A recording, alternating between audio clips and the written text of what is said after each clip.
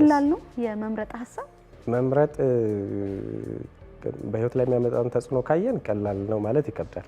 ከባድ ነው፣ በጣም ከባድ ነው። ምክንያቱም እያንዳንዱ ምርጫችን ማንነታችን ላይ የነገ ህይወታችን ላይ የራሱን የሆነ አሻራ እያሳረፈ ነው የሚሄደው እያንዳንዱ ጥቃቅን የሚመስል ምርጫና ስለዚህ ተጽዕኖ በጣም በኋላ ላይ የሚያመጣው ከባድ ሊሆን ስለሚችል ቀላል ነው ማለት ይከብዳል። ግን ሂደቱን ከሆነ የምናየው የምርጫ ሂደቱን የምንመርጥበትን ሂደት ከሆነ የምናየው እንደየሰው ቀለል አድርጎ ፈጠን አድርጎ የሚወስን ሰው ይኖራል።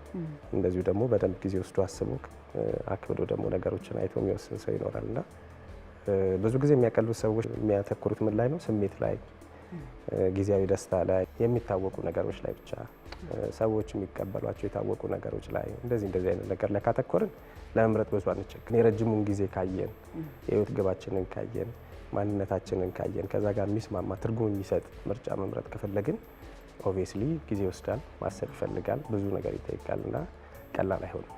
ስለዚህ ከህይወት ተጽዕኖ አንጻር ካየነው ሁሌም ምርጫ ከባድ ነው። ከሂደት አንጻር ካየነው ግን ቀላልም ከባድም የሚሆንበት ጊዜ አለ።